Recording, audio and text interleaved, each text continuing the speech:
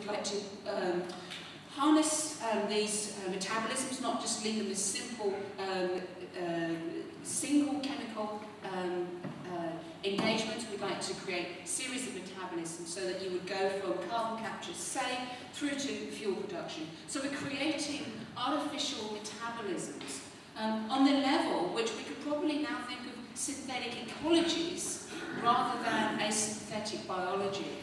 So the idea of actually orchestrating materials around us, because architecture is a managed interface. We have to engage with the upkeep and conditioning of our buildings. So we're not taking on anything new. We're just thinking about something that we thought we knew and doing it in a different way. And so to kind of to scale up from the notion of a protocell to how it may have an architectural application, this is a thought experiment based on the protocell technology that I was just showing you earlier.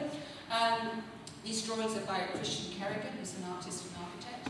And what's happening here is that this is the city of Venice, which has a complex engagement with its environment, and is particularly suffering from its relationship and precarious relationship with the soft geology around it and the way in which water is reclaiming the city. And so the idea was to grow a protocell reef underneath Venice using the protocell technology. And the idea is that we can program protocells to move away from light. We can program protocells to produce carbonate skins. So if we released, in small doses first of all, do all the proper testing, if we release protocells into the canals of Venice, they move away from the light-filled canals so they don't clog those up. And they find an equilibrium underneath the darkened foundations, where they then start to settle and petrify the wood piles underneath the city. Now, the wood piles themselves are not actually the problem. What the problem is of the city is that the point load of the city, essentially the surface area in which it rests, is not well spread. So the idea is then that the protocells create an artificial base, which essentially spreads the point load of the city. But at the same time, creates a new ecology and a new kind of synthetic connection between something that's essentially architectural and the environment. And so both the city of Venice and its local ecologies, unlike the system of the Moses project with a system of about 78 gates to try and stop large fluctuations of water, would kind of create new opportunities by just thinking about a paradigmatically different kind of technology. What kinds of approaches could we use? And I think if you were going to implement something like this, I would not suggest a monoculture of protocells. I would also be thinking about extremophiles, bacteria, about carbon-fixing organisms, recolonisation, using the notion of synthetic ecologies to incorporate more than just things that are synthetic, but synthetic biologies, but extremophiles, but the whole plethora of design tools that we have available that already exist in the environment, as well as creating new ones.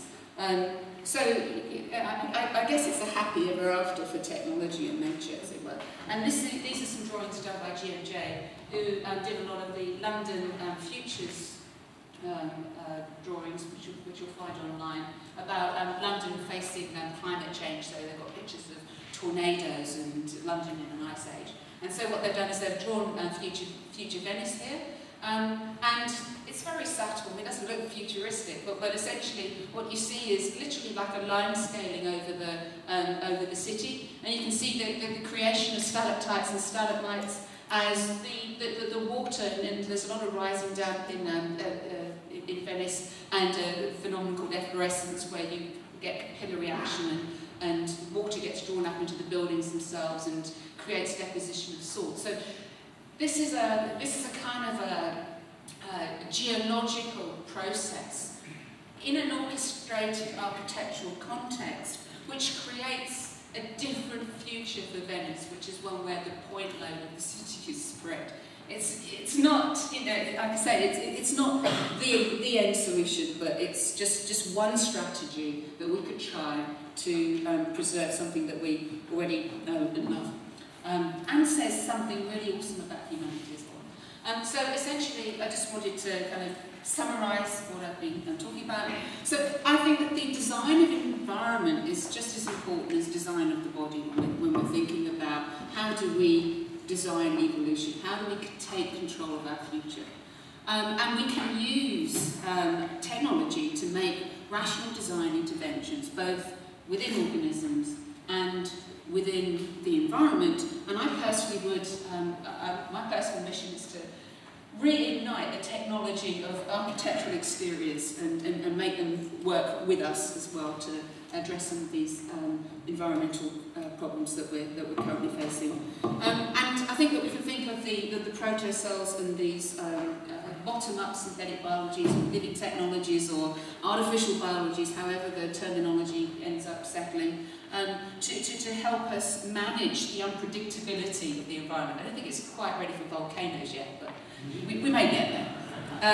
And so I just wanted to thank you very much for coming. Thank you for inviting me. It's a fantastic audience. Yeah, I'm happy to take any questions if anybody's got any. Okay.